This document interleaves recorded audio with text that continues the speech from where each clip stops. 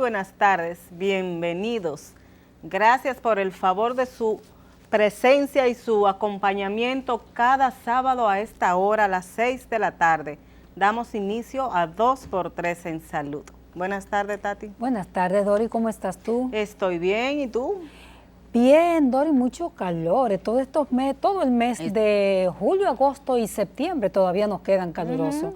Son de calor, por tanto, la recomendación a la gente siempre es hidratarse mucho, tomar suficiente agua, no abombarse de agua, ¿verdad? Pero hidratarse bien, hacer ejercicio en las horas que no sean pico, ¿verdad? Ni tan tarde, ni 10 de la mañana, ni 3 de la tarde, así sino es. después de las 5. Y en la mañana temprano, es lo más recomendable. Aunque en nuestro país es de calor todo el año, pero generalmente para esta época, como dices tú, pero asimismo suben las enfermedades, por ejemplo, como el dengue, que es una enfermedad de esta temporada, precisamente en tiempo de calor, que a veces llueve, entonces se mezclan esas dos cosas, la gente acumula aguas en los patios y nace el mosquito transmisor. Este es un año epidémico, corresponde, y entonces pues las condiciones atmosféricas, medioambientales, contribuyen pues a exacerbar el mosquito Aedes aegypti, que es el responsable de la transmisión de esta enfermedad. ¿Qué se recomienda? Como decía recientemente una autoridad, recordar que eso es parte también de la responsabilidad individual, colectiva, así es, e individual. Es decir, si usted sabe que tiene que tener un estanque de agua porque no llega suficiente agua, entonces tápelo. Límpielo y tápelo. Límpielo y tápelo, póngale un poquito de cloro también en los bordes. Si sabe que tiene un patio y su marido o su hijo vino y puso una llanta, una goma por ahí, entonces mándela a sacar porque la mosquita del dengue, que es bastante comparoncita, pone sus huevos en las aguas limpias. Aguas limpias, sí, la que se acumula dentro o alrededor de la casa. Muy bien, como tú lo dices, Tati, es una responsabilidad colectiva. El dengue todos los años lo tenemos. Yo creo que la población, tú les preguntas cuáles son las medidas de prevención del dengue y te la van a recitar. Eso es limpiar los entornos, no dejar acumular agua, envases donde se acumule agua de lluvia. Si tienes agua en su casa dentro del hogar, la que se usa para quehacer doméstico, tapar, limpiar los alrededores del tanque con cloro, taparla bien. Creo que esas son recomendaciones que cada año las estamos repitiendo y que es bueno que la población la tome en cuenta y sobre todo, recordemos que el dengue es una enfermedad que empieza con una fiebre súbita, vamos a decir así, tú no estás esperando que la persona esté enferma y te empieza con esa fiebre, entonces que esto se sirva a ti como una alerta, porque es verdad, aunque hay otras enfermedades que dan fiebre, la mayoría, pero el dengue tiene esa particularidad, que es que empieza de manera como repentina esa fiebre, dolor de cabeza y otras malestar general, entonces eso es un síntoma de que hay que ir al médico a chequearse. Y atención también a la comunidad médica, porque un grupo de enfermedades tienen síntomas parecidos. Muy similares. La misma fiebre sísmica, viruela sísmica que comienza así, otras enfermedades también, la gripe misma, que fíjate que es fácil para el médico, si no tiene como esa pensar en eso, hay que pensar en dengue, como siempre han dicho los especialistas. Pensar en el dengue. Otro tema, Tati, interesante que al parecer nunca pasará de moda es en la espera de que se aplique, es la atención primaria. Recientemente tú hablaste sobre ese tema. Y dicen que el gobierno tiene la voluntad política esta vez de implementarla, pero inmediatamente los médicos, en la voz de su presidente, el doctor Senencaba, dijeron que estaba llamada al fracaso, que los médicos no han sido tomados en cuenta. Yo lo que sé es que la atención primaria es una necesidad. Eso sí yo estoy bueno, no sé si la atención primaria, pero que aquí se implemente lo que es la prevención en salud. No sabemos cómo le pueden llamar de cualquier otra manera, ¿verdad? Pero aquí es urgente que cada médico, cada especialista de la salud o cada servidor de la salud piense en hacer prevención, o sea, o en educar a la gente, a la población, porque Tati, qué costosa es la medicina en nuestro país. Recuerda que el llamado era salud para todo en el año 2000. En el año 2000, eso con fue un en mandato de Almata, en los años 70. Imagínense, y la República Dominicana nunca ha podido cumplir son muchos los escollos, son muchos los intereses, hay que ver si ciertamente el gobierno está comprometido con eso. Van a comenzar próximamente las mesas de trabajo a reunirse, pero esto no puede seguir, no podemos seguir manejando enfermedades en la República manejando Dominicana. enfermedades y tú lo ves, mira, tú vas a un centro de salud privado Y está en lleno. cualquier lugar, en cualquier sector, clase alta, clase media, clase menos pudiente, y están todos llenos de personas buscando asistencia médica. Tú quieres una cama de intensivo, están llenas. Tú necesitas una cirugía, te la ponen para tarde porque hay muchas personas en fila.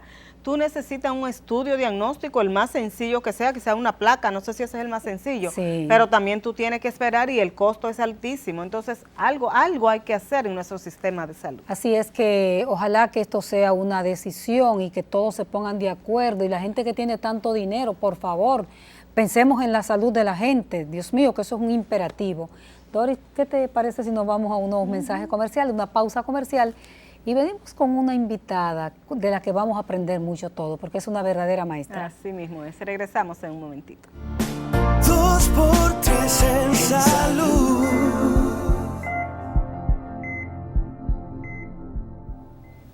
Muchísimas gracias por continuar con todo el desarrollo de 2x3 en salud. Sí, en salud, porque es un programa especializado justamente en temas de salud.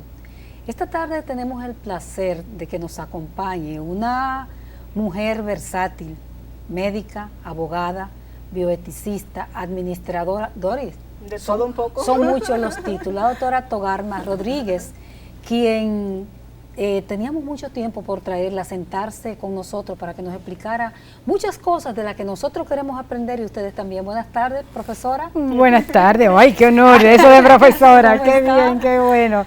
Feliz de estar aquí con ustedes. Nosotros todavía más feliz, Togarma, porque tal como dijo Tati, teníamos mucho porque vinieras con nosotros aquí al programa, pero la pandemia como que hizo que retrasáramos un poco más tu participación con nosotras.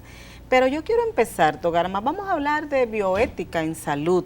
¿Qué es eso? Exactamente. Sabemos que hace mucho, bueno, no es un término que no es nuevo, ¿verdad? Pero que últimamente, en los últimos años, es que vino como adquiriendo un mayor carácter, y queremos que tú nos expliques un poquito en qué consiste la bioética en salud, qué es lo que trata. Bueno, pues mira, la bioética en verdad es bastante reciente, como tú bien decías. La primera vez que se mencionó ese nombre fue en 1926. Con Fritz Jarr, un pastor alemán. Yo digo, pastor alemán, pero no era un perro. no era un exactamente, no es de los pastores alemanes que sabemos. Donde él trataba de, como hizo Immanuel Kant, por ejemplo, Immanuel Kant hablaba de esa relación que tenía que existir entre los seres humanos. Y él se preguntaba cuál era la relación que teníamos que tener con los animales. Partiendo de que moral significa cómo nosotros vamos a vivir en comunidad, cuáles van a ser esos hábitos y esas costumbres que nos permiten vivir en armonía, todos juntos. Entonces él decía, ok, pero los seres humanos sí, pero ¿y qué pasa con los animales? Si vemos entonces también la palabra ética, que aunque muchas personas la confunden, lo vamos a estar hablando mientras estemos conversando aquí como una rama de la filosofía que estudia la moral. O sea, la ética lo que hace es reflexionar, pensar, someter a juicio acerca de esos hábitos y esas costumbres que nos hacen y nos ayudan a vivir en armonía. Entonces, pues la primera vez que aparece ese nombre escrito, 1926, con Fritz Jarr. Luego viene en 1970, donde algunos sitúan también el 71, donde aparecen dos personas claves, Van Rensselaer Potter y André Hellinger, ambos en Estados Unidos. Sin conocerse uno y otro, proponen la misma palabra de bioética, pero para referirse a qué. ¿Qué hace Potter? Potter está viendo que ha venido un gran desarrollo de lo que son las ciencias, pero no se están hablando las ciencias y las humanidades.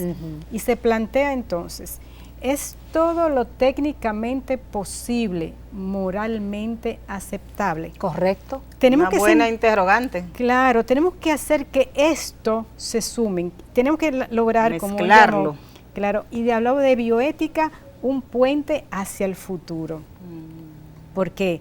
Porque desde la ética estamos reflexionando y viendo algunas cosas que en este momento, como no habían tantos avances en la tecnología, no teníamos ahora en este momento cómo dar respuesta. Y una de las preguntas, pues, viene también André Hellinger. Voy a pasar, bueno, Potter habla de esa bioética global. Okay. ¿Cómo vamos a hacer que podamos, y él lo llamó como la ciencia de la supervivencia, ¿cómo vamos a ver que todos los organismos, todos los seres vivos puedan coexistir de manera armónica y asegurar que todos podamos sobrevivir? ¿Cómo poner un poco de regla? ¿Cómo poner un poco de...? No exactamente, porque ahí está la parte de las reglas, porque la bioética no impone reglas. Bien. Porque es algo muy personal. No Tampoco. exactamente lo personal. Hay quienes, y he visto algunos autores que hablan de que lo ético es lo general, lo moral es lo particular. No. Tienes razón en muchas cosas, porque si nos vamos al planteamiento que nos trae Immanuel Kant, donde nos dice, ok, a mí, y él viene con lo del principio de autonomía, no necesito que hayan fuentes externas que me digan cómo tengo que conducirme. A través de mi razón, yo puedo utilizar, cada ser humano, utilizar su razón y poder decidir qué es lo bueno, que es lo que viene siendo la moral de cada uno de nosotros. Entonces, recuerden que, igual que la política se desarrolló en base a aquel modelo paternalista de los romanos, ¿verdad? Donde los griegos, los romanos, pero básicamente Roma hablaba del pater familia. El pater familia tenía la potestad hasta de mandar a matar a cualquier persona. Sí, y claro. Estaba bien, ¿no? Hay que matarlo y no había quien dijera que no. Cuestionara eso. Esta relación del padre fue lo que se tradujo después hacia la política, cuando surgen los estados, y también se copia también en la parte de la iglesia. Entonces, ¿qué es lo que está trayendo Kant? Decir, no, es que ni la iglesia, ni el Estado, ni nadie puede decirme qué es lo bueno, qué es lo moral, yo lo decido. Y entonces la gente dice, bueno, pues eso no es fácil, pues yo hago lo que me dé la gana, el famoso relativismo moral. Es relativismo. No, famoso. y entonces Kant decía, no, es muy fácil, con su famoso imperativo categórico, que en palabras llanas dice, si yo puedo hacer, ¿cómo yo sé que es moral mi acción? O sea, que es buena. Si eso que yo quiero para mí, lo puedo convertir en una ley universal de exigencia obligatoria. Si, por ejemplo, yo te voy a esa camisa que me fascina, Tati, y yo digo, ok, me encanta, me la voy a llevar, y me la pongo. Entonces tú dices, ok, yo puedo hacer que se convierta en una ley universal que yo pueda exigir de que si me gusta algo, no me importa de quién sea, yo lo puedo tomar y llevármelo. No, como que eso no está bien. Pues entonces no es como moral. que choca un poco. No es moral eso que tú estás proponiendo, no nos permite convivir en esa armonía. Y entonces, ¿Pero qué determina que sea o no sea moral? el hecho de que respete, ya más avanzado, ahora vamos a avanzar un poquito más, y ya, porque ya se reconoce la dignidad del ser humano. Bien. Recordemos que la parte de la dignidad era un tratamiento especial que se le daba a determinadas personas. Por eso lo de dignatario. Dignatario. Exacto, pero esa condición de trato especial no se le daba a todo el mundo, sino a algunas personas de la nobleza que la heredaba y todo. Pero ya cuando viene lo que es los derechos humanos, que es cuando se reconoce que todo ser humano es digno. ¿Y qué significa digno? Que posee dignidad. Quiere decir que por ser humano merece un trato diferenciado, un trato especial. Y eso es una condición que nos asiste a todos los seres humanos, independientemente de la raza, del credo, de la preferencia sexual, de donde estemos ubicados, de todo eso. Entonces, reconocer la dignidad del ser humano es lo que hace que las cosas sean buenas. No quiero que se me vaya ese término, sé que estamos hablando de conceptos bien filosóficos, pero la dignidad se pierde en algún momento. No. No importa que yo esté en el hoyo más profundo, en el abismo, ¿sigo siendo digno? Sigue siendo digno, inclusive se habla de la dignidad del cadáver. Exacto. Porque cuando a nosotros nos llama la atención que presentamos un cadáver de alguien que pasó en la televisión, el tratamiento que se le dice, pero es que no es posible, pero ya es un cadáver, está muerto. No, es que ese cuerpo que hoy es cadáver albergó a un ser humano que tiene dignidad. Pero sí se mancilla la dignidad. Sí, la podemos mancillar. Por eso hablaba un amigo el otro día que me encantó, hablábamos de migración y vulnerabilidad. Y él decía, no me hables de vulnerabilidad, hablemos de vulnerados. Si no soy vulnerable, sino que tú me vulneras. Claro. Eres tú el que me vulneras. Claro, tú estás vulnerando. Entonces, es esa parte de la dignidad. ¿Hasta qué punto yo puedo vulnerar la dignidad de los demás? Y ahí es donde está el reconocimiento. Y por eso lo de la ética, que a diferencia de la deontología. ¿Te acuerdas el deón, que significa el deber? Que me dice cuál es el deber que yo tengo que asumir en tanto yo soy profesional, por lo general. Entonces ya es diferente. Entonces la gente siempre ve como la ética como lo que, la regla, la norma, lo que pórtese bien, y todo lo contrario. La ética lo que nos dice a nosotros es, vamos a cuestionar qué es lo que está pasando, cuestionémonos. Y por eso nuestra insistencia de que nosotros en el país, y agradezco esta invitación, ustedes no saben cuánto, porque nosotros como dominicanos y dominicanas tenemos que sentarnos en la mesa para ver qué es lo moral para nosotros, para ponernos de acuerdo en muchas cosas. Porque lo moral no es igual para todas las sociedades, para todas las creencias. Exactamente. Es diferente, ¿verdad? Exactamente. Lo moral, que es lo que decimos, lo bueno, lo que va a resultar bueno para todos. Exactamente. Pues se da en tiempo. Lo que antes era muy valioso, en este momento ya no vale tanto. Exactamente. Se da lo que es también de diferentes regiones, lo que para nosotros los occidentales es bueno, lo vemos para los orientales diferentes, los asiáticos, ¿verdad? Entonces, como dices tú, es bastante relativo, o sea, cada sociedad debe sentar sus bases. Pero yo voy a pedir la anuencia, Doris, de la doctora Togarma Rodríguez. Nos vamos a ir a una pausa comercial y vamos a seguir con esa moral, con esa ética, porque aquí se habla mucho de conceptos así que a veces ni siquiera se entienden.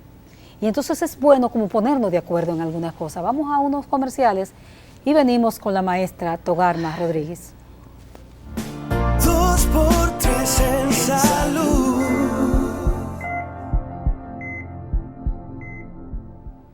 Seguimos conversando con la doctora Togarma Rodríguez, bioeticista, abogada, especialista en medicina física, que también vamos a hablar un poquito de eso, y en administración hospitalaria, o administración, ¿verdad? Hospitalaria, sí. Entonces, Togarma, pero vamos a seguir hablando de la ética, de la bioética, que fue el tema inicial. Cuando lo aplicamos a medicina, Togarma, ¿cómo lo interpretamos? Y si en República Dominicana se respeta la bioética en salud. Bueno, esta era la otra, y gracias por conducirme hacia esta otra parte. Esa es la otra porque si no nos quedamos en filosofía pura. Sí. Entonces, Andrés Hellinger, que fue el otro personaje, que fue quien trabajó esa orientación hacia lo clínico. Exacto. Porque en la Universidad de Georgetown creó el primer instituto de bioética, pero la visión de Hellinger era más clínica, diferente de Potter, que era más una visión global.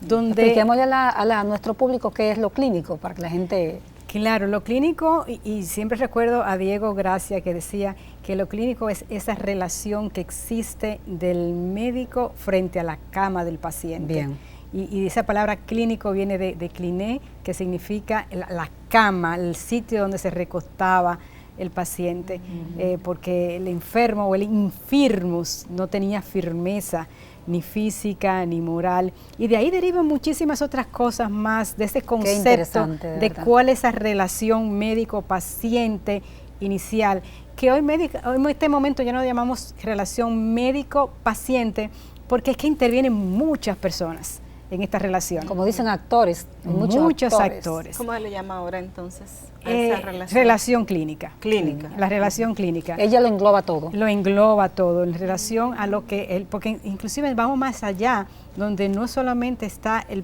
paciente y el médico, sino también está una cantidad de familiares del paciente, amigos del paciente de aquel lado, y de este lado está el biotecnólogo, la enfermera, el técnico, la enfermera, todo el mundo entra en esta relación. Bueno, pero ¿qué es lo que trae la bioética? La bioética, recordemos que trae mucha de inicio, ver cómo vamos a interpretar la moralidad de los nuevos actos a la luz de la tecnología nueva que surge. Por ejemplo, aquí en el país tenemos clínicas de fecundación in vitro. Yo cojo un óvulo, pero yo nunca cojo un óvulo y un espermatozoide. Yo cojo varios óvulos y varios espermatozoides y yo fecundo a varios óvulos y espermatozoides. Entonces yo implanto alguno de esos óvulos y reservo algunos también. Ok, esos que yo implanté se pegaron, perfecto, la señora está embarazada ahora, ¿y qué hago con los otros óvulos que están fecundados? Cuando desde el concepto de cristiandad, de catolicismo, me dicen a mí que ya desde que hay Ya hay vida, fecundación ya hay hay vida. vida. Ok, se plantean retos. ¿Qué hago con todos esos óvulos fecundados que hay vida? Pero ¿quién los va a mantener con vida? Yo que lo hice, eso me cuesta criocongelarlo, porque, criocongelarlo, es lo mismo. Mantenerlo congelado por todo ese tiempo. ¿Quién lo paga? O sencillamente dije, bueno, ya lo logré. Lo descarto. Oye, pero ¿qué pasa? ¿Es que es vida? ¿Qué hago con eso?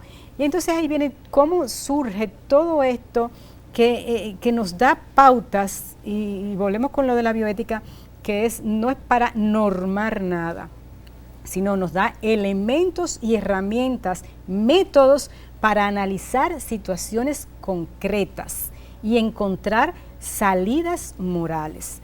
Cuando a veces tenemos dos valores encontrados que son dilemáticos, porque o tomo este, son mutuamente excluyentes, ¿cómo yo puedo conciliar esos valores?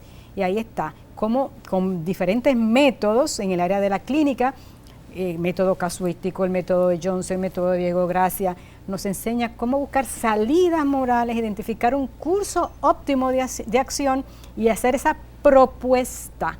No de que levanten la mano, todos estamos de acuerdo, está el dictamen. No. Es cómo nosotros poder ayudar al que lo necesita, y aquí viene lo de los comités de bioética, que no es para imponer nada. ¿Qué hace un comité de bioética en un centro de salud, por ejemplo? Que deberíamos tenerlo en todos, porque la ley el reglamento de hospitales exige que haya, así como hay un comité de farmacia y de compra, haya un comité de bioética. Lo que hace es como de asesor, de consejero, para todo el que sienta un problema, un dilema moral. ¿Y qué es un dilema moral? Cuando yo tengo dos valores que están contrapuestos. Entonces yo digo, ¿y qué hago ahora? Entonces yo voy a ese comité para que me ayude a encontrar alguna salida. No es que me digan o esta, no. Me ayuden a ver otras salidas que yo no estoy viendo en este momento. Por ejemplo, Togarma, ahora que tú dices eso, me llega a la mente el COVID en su etapa fuerte del COVID, que se decía, bueno, aquí se... Abril del 2020, exactamente. Llega un anciano, una persona de 80 años, en una condición difícil, llega un jovencito de 20 años, el médico tiene que elegir a quién le pongo el ventilador si nada más hay uno. Lo que dicen que ocurrió en España, Doris. Y en otros países. Y en Italia. Sí. Claro. Ese es un dilema que abarca a la bioética o que compete a la bioética. Claro que sí, porque aquí hay dos valores que se están encontrando. Tú tienes que ser beneficente, tienes que ayudar a los demás y no puedes causarle daño a la gente. Exactamente. Entonces, ¿cómo yo voy a decir, no, yo decido? De hecho, el origen de los comités de bioética surge cuando aparecen las primeras máquinas de diálisis. Habían como 3 máquinas de diálisis y entonces dice, ok, el que yo pongo en la diálisis, que es para las personas que les falla el riñón, recordemos que el riñón es el filtro de la sangre, y si no se filtra la sangre está toda inundada de sustancias que dañan el cerebro y nos llevan a la muerte. Entonces, esa máquina para hacer la diálisis habían en el mundo, en Estados Unidos, en un hospital 3. Entonces decíamos, bueno, el que yo lo pongo en diálisis vive, el que no, pues se muere. Se forma ese primer comité y le llamaron el comité de la vida y de la muerte. Ellos deciden quién vive, ellos deciden quién muere. O en una emergencia, por ejemplo, ante un accidente grande que llega gente muy grave, otro no tan grave y no hay suficientes médicos. Lo que pasa es que ante las emergencias hay que accionar como lo podamos, porque no hay tiempo para prever, si no lo hemos hecho antes de hacer los famosos protocolos de qué hacer ante situaciones así de emergencia. Pero como decía Doris, cuando vienen estas situaciones podemos tener a alguien que nos ayude a tomar esa decisión. Pero quien toma la decisión final soy yo.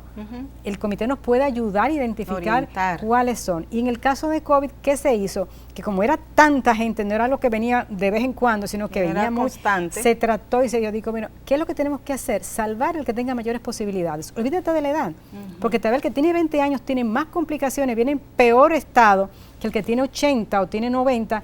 Entonces, dediquemos los recursos al que tiene más posibilidades de salir más rápido. Ese es un planteamiento que tienen algunos economistas de la salud también. ¿A quién dedicamos los recursos?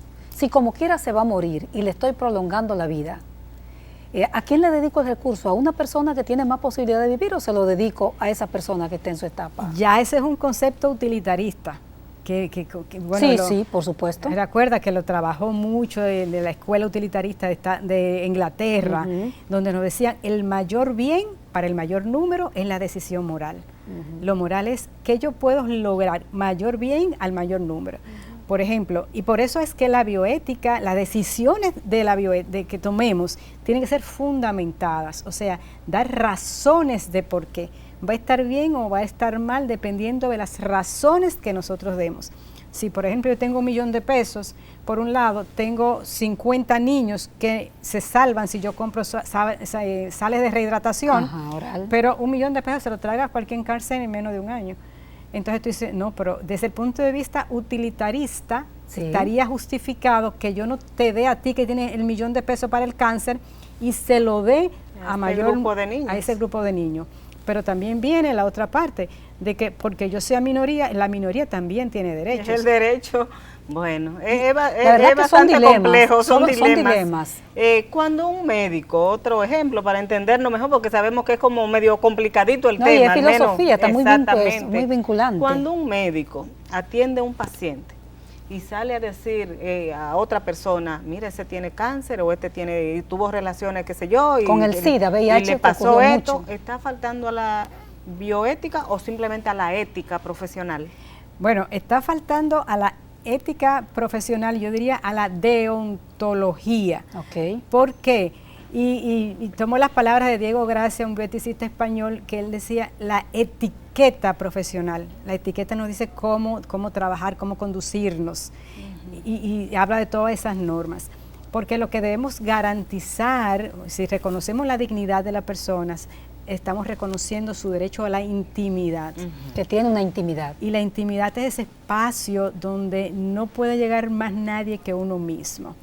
Entonces nosotros hablar como solemos hablar, a veces los médicos lo estamos hablando desde el punto, ese estilo paternalista, donde el buen padre, no, yo soy tu mamá como tu papá, no, eso no es nada, ella tiene amores con fulanito, no, yo le voy a desbaratar esos amores porque esa muchacha no puede ir con nada, y tú muriéndote así, papi, yo te lo dije a ti, no digas más para adelante que yo tengo amores con fulano, porque todavía no tengo amores. Exacto. Entonces, pero como uno lo hace... puede pasar hasta entre amigos, que tú a veces le dices algo a un amigo y ese amigo va y lo cuenta a otro de su amigo también. No, y a veces nosotros los médicos, de hecho, vemos casos, porque queremos que los casos se ventilen, se vean, pero tratamos de preservar, no decir quién es. Bueno, los casos médicos de investigación ustedes lo presentan, no se presenta nombre de esa persona. Se presenta una femenina de 50 años de edad que presenta tal o tal cual cosa. Ya eso es con fines de ciencia, de desarrollo, ¿verdad? De desarrollar. Sí. Pero a veces decimos la de la cama tal, y aquí en nuestro país es muy doloroso cuando tenemos salas comunes, que ya cada vez son menos, de estar hablando contigo y decir, bueno, mire... Cama tanto. No, y sí, tenemos todo el grupo de residentes y de estudiantes aquí, y le decimos, y tú eres paciente, y yo no, la señora aquí que tiene tal o cual cosa, que tiene un flujo vaginal de no sé qué, mamita, ven acá, vamos a revisarte, y todo el mundo delante de todo el que está ahí. Claro, y respetamos esa dignidad de las personas. Se daña y respeta la dignidad. Claro, porque no estoy respetando su derecho a la intimidad, a su espacio, de que no tiene nadie que enterarse de lo que a mí me sucede. Pasa, exactamente. Claro. A veces salimos, perdón, Tati, en los hospitales o un centro de salud masivo, cualquiera que sea, y sale la secretaria o sale el médico a consultar 2 personas a la vez, o a la secretaria preguntarle, ¿qué es lo que usted tiene? ¿Qué es lo que usted sabe? Eso también se está violando ahí. Pero todavía el récord clínico, donde escribimos todos, ¿de quién es la información que hay en el récord? Del paciente. ¿Del paciente? Del paciente. El hospital sencillamente es un custodio de esa información. De mi data. De tu data. Pero tiene que custodiarla y tiene que garantizar que nadie la va a ver. O sea, ni siquiera para investigación. Togarma, aquí hubo muchas situaciones de ese tipo cuando en los 80 y tanto, cuando el VIH, que se dice de médicos que confesaron que fulano, que recuérdate que era una enfermedad con un estigma altísimo, y que se supo fulana es una acidosa, se usaba el término, sumamente discriminativo. Sí, pero ni siquiera tenemos que irnos tan lejos, porque el que yo tenga unos parásitos intestinales, eso es problema mío. Entonces, qué sé yo, que vengo, mira esa doctora privando tanto, y mira, está lleno de lombrices y de qué sé yo qué. Algo tan sencillo como la lombriz, ¿verdad? Sí. Pero eso me toca a mí, y mi récord no tiene por qué conocerlo. Tu información es tuya. Nadie. Entonces, para situaciones de estudios, ¿qué es lo que hay que hacer? Yo te puedo dar, sí, un récord, yo te puedo dar copia de ese récord, pero yo tachando totalmente los rastros, identidad y datos generales que no permite identificar quién es. Antes de comenzar esta conversación con Togarma, hablábamos Doris y yo sobre un caso en específico, decía yo, de una profesora periodista mexicana que decía: los pobres son el objeto de la noticia de los periodistas, porque con la gente rica nadie se mete, nadie hurga en su expediente, pero con los pobres sí. Y pienso, y te la dejo no sé si nos vamos casi a comerciales, pero pienso para que hagamos esta reflexión.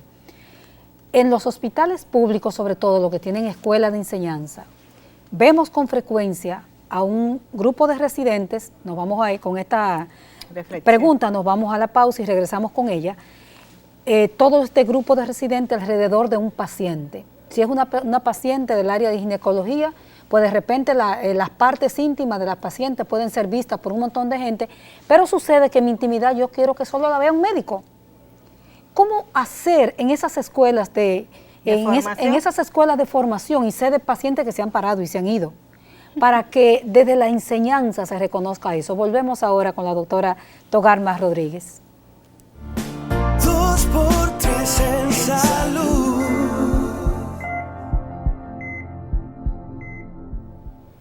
Seguimos conversando con la bioeticista, doctora Togarma Rodríguez. Doctora, una pregunta dejaba Altagracia en el tintero antes de la pausa, y es cómo formar médicos en una escuela de medicina, por ejemplo, un hospital docente, sin agredir la dignidad del paciente. Bueno, lo primero que tenemos que contextualizar. El hospital es un espacio para la salud de todos los ciudadanos y ciudadanas. O sea, que está por encima, porque la Constitución dice que yo tengo derecho a la salud. Entonces, si yo voy a ir a un hospital, significa que a mí hay que garantizarme esos servicios y garantizar mi dignidad. Ahora, por el otro lado está el que sí hay que enseñar, que hay que formar. ¿Qué existe en muchos otros países? Bueno, pues existen simuladores para poder trabajar y no tener por qué inventar con la gente. La gente merece el respeto. Ahora, ya después, si usted me permite, hay que pedir hacer el permiso. Voy a tocarla. Permítame tocarle. Usted permite que este chico, no 5 y 7, no, puede ser 1. Porque comentaba de que a veces cuando nos están enseñando el trabajo de parto, comienzan a decir, vengan con 5 o con 7, vengan, vamos a palpar, mire, entren el dedo, miren a ver la dilatación, abran sus dedos, a ver qué tan dilatado está. Y viene uno, mira, venga fulanito, y venga el otro, y van 7, y la mujer en un trabajo de parto con tanto dolor, un momento tan difícil, entonces todo el mundo aprendiendo. No, atento a mí. No, eso hay que garantizarle la dignidad de las personas. Y yo entiendo que hay que enseñar, pero nosotros los que somos de enseñanza tenemos que buscar la manera de enseñar sin agredir a las personas. Y eso es fundamental. Eso se da mucho. Claro, entonces el hospital, cuando nosotros hablamos de lo público, a nadie se le ocurre hacer eso en privado. No. Entonces como que lo público es lo de nadie, lo de público, no, lo público es donde debería ser el santuario del ciudadano y la ciudadana. Claro, ahí es donde más se tiene que garantizar, porque ahí tenemos que trabajar nosotros en entender que lo público es lo de todos y todas, lo que a todos y todas nos pertenece por derecho. Togarma, y fuera de la clínica, ¿en qué otros aspectos de la medicina o de la salud, del sector salud, entra esa bioética? Recuerda que la salud no es ausencia de enfermedad, sino todo ese estado de bienestar emocional, físico, espiritual, económico, social. Es muy global, muy complejo. Claro, integral. Por tanto, esa bioética nos habla de todo, de cómo nosotros, la contaminación ambiental, por ejemplo, hasta qué punto tiene derecho el dueño de una fábrica de baterías de contaminar todo el ambiente. Y la pregunta, como decía Tati, viene de la filosofía, sí, porque la ética es una rama de la filosofía y la bioética es una ética aplicada. ¿Ok? A veces la gente habla de filosofía y dice, ay, sí está filosofando, anda por ahí arriba. No. ¿Qué es lo que hace la filosofía? Es preguntarse, constantemente cuestionarse, no dar las cosas por sentadas. Y entonces, pues a partir de ahí nosotros, y ahí sería la invitación de todos nosotros a cuestionarnos el día a día, los hechos que ocurren en nuestro país, para poder hacer un mejor espacio de convivencia para todos. Si vemos la gente del extranjero, dice, los dominicanos son la gente mejor del mundo, lo más cariñoso, lo más hospitalarios, los más, aquí vive Dios en esta tierra. Es cierto que aquí vive Dios y la Virgen de la Altagracia, que nos cuida, nos protege, pero igual tenemos como nosotros mejorar esa convivencia para poder entonces disfrutar de la verdadera salud. Yo quería echar un poquito para atrás, por favor, como dice el merengue. Cuando hablamos de ética, bioética y moral, estamos hablando, porque es importante, es un programa de educación de educación en salud, entenderlo. Generalmente cuando hablamos de moral, la gente piensa en conceptos religiosos. Bueno, lo que pasa es que la moral tiene apellidos y no existe la moral. Existe la ética, pero existen las morales. Entonces, dice, es un moralista. Claro, pero desde el punto de vista de la moral religiosa, podemos hablar a veces de la moral católica, de la moral luterana, que son hábitos y costumbres para el bien común. Fíjate cómo se forma una comunidad, qué hábitos y qué costumbres deben de existir para garantizar el bienestar de todos. Entendiendo que la religión es un sistema de creencias organizadas que persiguen un fin, que es la salvación, no así la moral. La moral no persigue la salvación, la moral percibe cómo convivir todos, comportamientos. Todas. Sí, no quiero usar la palabra conducta para no referenciarlo a la psicología que estudia la conducta, pero sí esos hábitos y esas costumbres que tenemos en una determinada época y en un determinado espacio. Y ahí volvemos entonces, así como la medicina estudia la enfermedad, la ética estudia la moral, es un estudio de la moral. Por eso que la gente dice, eso es ético, eso no es ético. Bueno, porque lo usan Se confunde mucho lo ético y lo moral, entonces. Bueno, porque el origen de los orígenes era lo mismo. La palabra ethos, de donde deriva la palabra ética, significaba carácter. Y la palabra mor o mores significaba carácter. Lo que nos diferenciaba a un pueblo o comunidad de otra, cuando el concepto de individuo en sí no existía. Entonces, con el tiempo, que entonces surge la filosofía como disciplina, porque si recordamos un poco, para los griegos y los romanos, ¿cómo explicaban ellos los fenómenos de la naturaleza? A través del mito. Y el mito es una narración. O sea, es como decimos la mamá. Un niño de 2 años me pregunta, oye el trueno, y dice, ¿qué pasa, mami? ¿Qué es ese sonido? Yo no le puedo como explicar de dónde viene. No, papito, eso es papá Dios, los dioses que están moviendo a los ángeles, moviendo los muebles allá arriba. Entonces, fíjate como yo hago un cuento, una narrativa para explicar a lo que está pasando. Entonces los griegos, los romanos, pues hacían eso y tenían todo un Parnaso, un grupo de dioses, de diosas, y explicaban que si el Neptuno, que si el mar, que si el dios de la salud, que era Apolo, que si el dios del amor, que si era Eros. Entonces comenzaban a explicar y a decir a través de la narrativa. ¿Qué pasó con la filosofía? Cuando, por ejemplo, Tales de Mileto, que se considera como el primer filósofo, el primero en usar la palabra filosofía, cuando decía, lo presentamos, mire, este es un filósofo, este es un sofos, o sea, un sabio.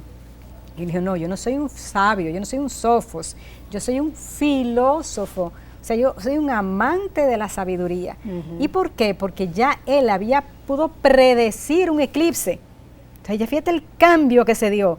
Él pudo predecir un eclipse no a través de lo que dicen los dioses, sino a través de la razón, a través del logos, del pensamiento, lo que logró. Dogarma, yo me voy a ir un poquito a lo local. yo en filosofía, tú en lo local. Tú hablabas de que cada centro de salud debería tener un comité de bioética, ¿verdad? Cierto. ¿Y cuántos bioeticistas tenemos en República Dominicana? ¿Aquí se ha cultivado, se ha capacitado en ese sentido?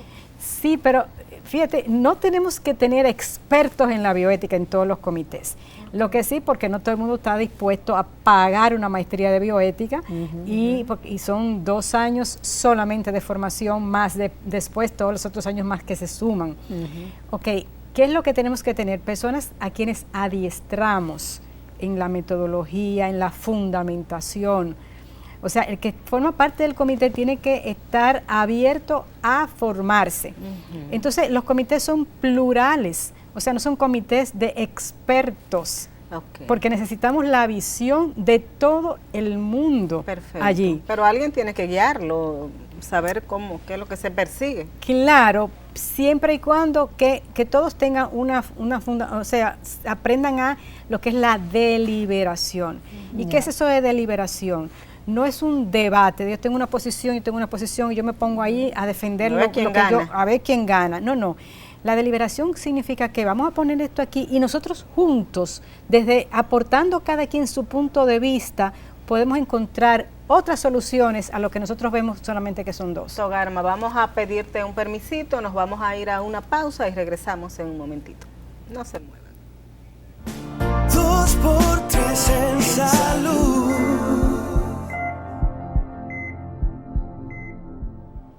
Muchas gracias por seguir ahí en sus pantallas con nosotros y esta conversación que por lo menos nosotros estamos aprendiendo muchísimo con la doctora Togarma Rodríguez, doctora en medicina, en derecho, bioeticista, administradora y un montón de miembro de la Academia de Medicina y un montón de cosas más. A propósito de academia, ¿cómo anda la bioética en las academias dominicanas? ¿Se da alguna asignatura o se da para cumplir? Vamos a dar bioética así y eso no se aplica a la vida. ¿Dónde hay que rescatar al médico en términos bioéticos? Ay, pero tú me la pones difícil. Pero hay que ser sincero. Sí. Mira qué ha pasado. La palabra bioética asalta y llega, y entonces muchas veces, ¿qué ha pasado en nuestras academias? Se oye bonita. Cuando tú vas al contenido, se pone así como el nombre de asignatura. Y cuando tú vas al contenido, tú encuentras cosas que son de la deontología, cosas que son del profesionalismo, cosas que es de la ética, cosas que es de la etiqueta, y hay muchísimo, una mezcla de contenidos. Lo otro es que si nosotros decimos que queremos un profesional de la salud que sea humanista, o sea, que ame al ser humano, hay que prepararlo desde el estilo, desde el modelo de actuación que tenemos los médicos. Me explico. Los médicos nos forman en un modelo que se llama biomédico. Biomédico es donde yo cojo al paciente y lo veo como si fuera un objeto, un carro, y yo veo aquí para que usted venga, qué usted tiene, qué le pasa. O sea, mi papel es, a través del interrogatorio, saber qué tú tienes para saber qué te indico y resolví. Por tanto, mientras más pronto mejor. Claro, y a veces ya yo sé, a veces uno tiene tanto entrenamiento, ya uno mayor, que el que viene por ahí, tú dices que fisiatra, yo que veo una gente cojeando por ahí, yo digo, ya sé qué es lo que tiene. O una gente que viene y que, yo tengo un dolor, yo me estoy muriendo del dolor, y tú dices, ok, gracias, este es un fingidor, definitivamente no es. Entonces ya uno adquiere mucha destreza. Pero, ¿qué pasa? Con este modelo solamente vemos el cuerpo, es mecanicista, y atrás no importa quién eres, queda fuera lo que es la persona, lo que valora, el proyecto de vida de la persona. El ser humano. Cuando estamos hablando de otro modelo, el modelo biopsicosocial, no estamos hablando de, perdona que te use Doris o Altagracia, Altagracia que con cáncer, el cáncer de Altagracia, no es el cáncer de Altagracia, es Altagracia, que es una periodista que tiene unos hijos, que tiene un proyecto de vida, que está llena de entusiasmo, que en este momento está pasando por un cáncer. Es un abordaje diferente. Entonces, hacia allá es donde tenemos nosotros primero que formar a nuestros estudiantes, a nuestros médicos. Pero ¿y los formadores entienden eso? Hay que comenzar por ahí. Claro. Entonces, comenzamos por los formadores, porque también los formadores tienen que modelar ese comportamiento. Yo no hago cotajuela decir que no fume, que eso hace daño. Y con un cigarrillo en la mano. No, yo tengo que modelar esa nueva forma de relación con el paciente, donde ahora estamos hablando de respetar la autonomía de las personas, no solamente del famoso consentimiento informado, que quiero que me inviten a hablar de esto, que es mi pasión, Está bien. sino de lo que se llama la toma de decisiones compartidas, donde yo tengo a un médico que es experto en conocimiento científico, pero mi paciente es experto en todo lo que es sus valores, su sistema de valores, su proyecto de vida, lo que realmente aprecia. Doctor Garma, y nos encontramos muchas veces con mucha frecuencia de médicos que si tú le preguntas algo como que se molestan, de ti mismo, o sea, de lo que tú tienes, de tu diagnóstico. Claro, dan por sentado que tú tienes que sabértelo todo. No, que se molestan, que tú lo cuestiones, que tú les preguntes sobre cosas, incluso de tu propia salud. Doctor, ¿y entonces este medicamento por qué? ¿Y para qué sirve esto? ¿Y qué es lo que te...? Ese tipo de porque cosas. venimos de nuevo del modelo paternalista. O sea, yo soy tu papá, ¿tú te acuerdas tú? A mi papi, no, papi, ¿pero por qué? No, yo le dije que usted no va para el cine y usted no va. No me pregunta a mí por qué. O sea, ese modelo de papá, de que yo sé lo que sé, yo soy el que sé y la que sé lo que te conviene, y si no, ¿para qué viniste donde mí? Ese es el mismo modelo que venimos reproduciendo. En la academia, que tenemos que cambiar, y que a través de una asignatura no lo vamos a lograr. Tenemos que irlo trabajando en todo el proceso. Pero son 5 años y medio que dura medicina, lo mínimo de carrera inicial, después 1 año de pasantía y después 4 años de cualquier especialidad, más 4 años más de otras, por ejemplo, cirugía plástica.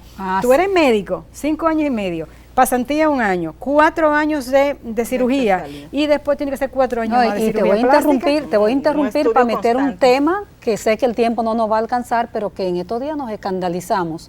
Aquí hay una denuncia, por ejemplo, tan grave, de que el material de osteosíntesis que se está usando es de una categoría ínfima, de mala calidad, y que la están imponiendo a ARS. Mira, nos están diciendo que el tiempo se terminó, hay que invitar a Doctor Garma de nuevo, Doris. Obligatoriamente. O sea, oye lo que es eso, yo soy médico y estoy poniendo eso en un cuerpo, estoy poniendo un material de osteosíntesis que no sirve. Bueno, ahí hay muchas cosas por donde cortar, sí, y donde la bioética es fundamental para poder ver el abordaje.